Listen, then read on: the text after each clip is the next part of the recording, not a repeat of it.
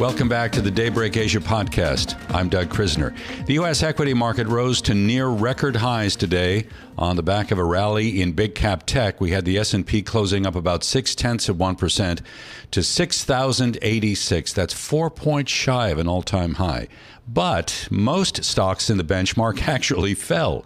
Of the 11 industry groups within the S&P, only 2 were positive: information tech and communication services. For a closer look, I'm joined now by Larry Tentarelli. He is the chief technical strategist at Blue Chip Daily Trend Report. Larry, thanks for making time to chat with us.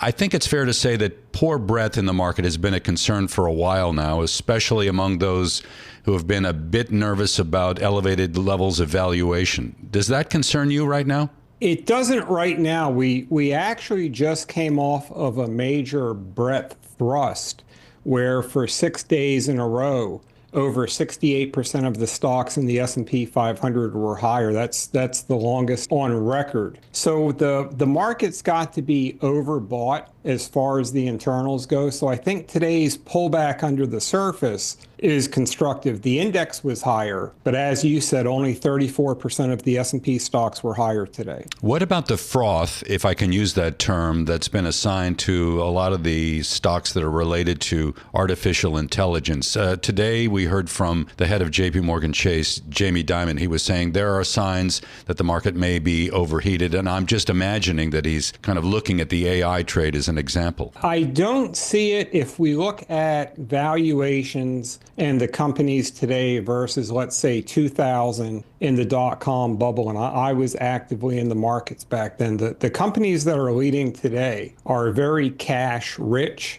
So Apple, Amazon, Google, their valuations aren't very high if you look at their historical valuations. And I think that the earnings growth is there to support the valuations overall. One of the things that the bond market has been debating, and I think you're well aware of this fact, is whether President Trump's plans on tariffs have the potential to kind of push inflation up a bit. Today we had a bit of a move higher across the Treasury curve in yields. Are you concerned that maybe some of the economic policies that we're getting from the new administration could contribute to maybe a little bit of upward pressure on inflation? Yes, that is a concern. So bond yields, the 10-year Treasury yield, recently broke out to about 4.80. And we got lucky last week. The CPI from November actually came in lower for December. So month over month, CPI came in lower. After that, the 10-year Treasury yields pulled back 23 basis points. They trade at about 4.60 right now. But yes, that is one of my concerns, is if we get a breakout in bond yields, then I think that would create some negative headwinds for stocks. Is there a level in yield on the 10-year that would be particularly alarming to you? Would that be 5%? It would be 5%. So 5% held when it was tested before over the past year or so. 5% is held. That is a major technical resistance level. And if for some reason we broke out over 5%, I think that the equity markets would have to adjust lower. So I know that you're a technical strategist. You focus a lot on the charts, but can I ask you about how Fed policy enters your thinking? Sure. So I absolutely pay attention to Fed policy because the Fed really drives everything. And what we saw after their last meeting in December is when Jerome Powell came in a little bit more hawkish, and when the dot plot was adjusted lower, we saw the equity markets pull back and we saw bond yields break out. So I absolutely pay attention to what the Fed has to say. I think the Fed is in a very good spot right now. The economy is strong. The labor market is strong. Inflation is still sticky, but it has been moderating. And I think the Fed is in a position where they can really sit. They don't have to cut right now. Luckily, they don't have to raise. And I think that they can just sit, wait to see how the economic data comes in.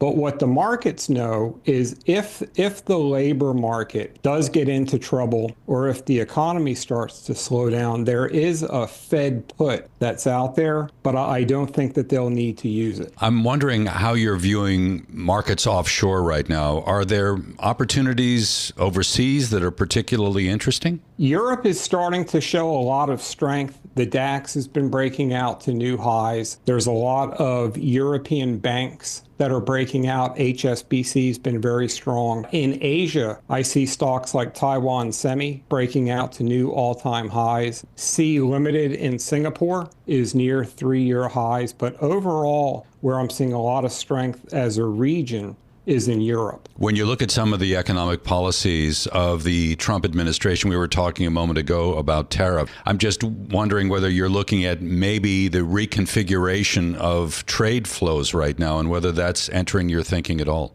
I think that the tariffs might be more of a bargaining chip than anything else. And the reason that I say that is these economies are so interconnected. China is our biggest trading partner and vice versa. And I don't think that either country or Canada, I really don't think that anyone wants to upset the apple cart. So I know that tariffs are out there as a potential bargaining chip. And if they start to get enacted, then it could put some pressure on profits. It could put some pressure on certain currencies. But I don't know if the bite is going to be as strong as the bark. What is the one theme, the investment theme that you're looking at this year that you expect will deliver the best return? I think right now it still has to be technology and AI, but not just the tech part of AI, but the industrial and the infrastructure build out. And obviously yesterday, the Stargate project was announced. And I think that's a major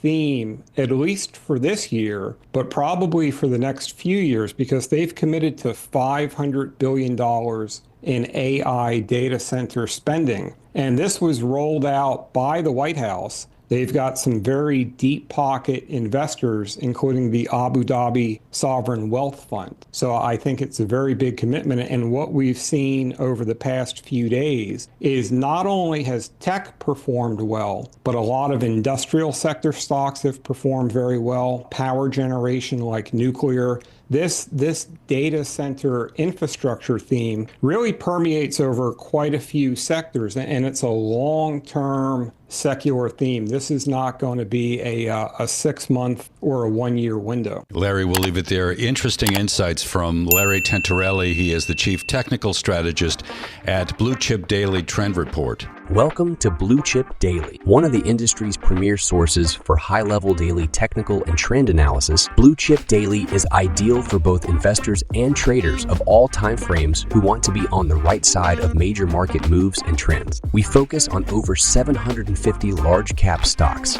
all major stock indices, over 70 exchange-traded funds, bonds, oil, gold, and Bitcoin. Sign up now for Blue Chip Daily, and you will get access to real-time portfolio alerts, premium Twitter page with intraday alerts and commentary, the chart of the day with best idea, daily video and report, and much more. Claim 30-day trial at www.bluechipdaily.com. Subscribe to the Blue Chip Daily YouTube channel for more technical and trend analysis videos and other content.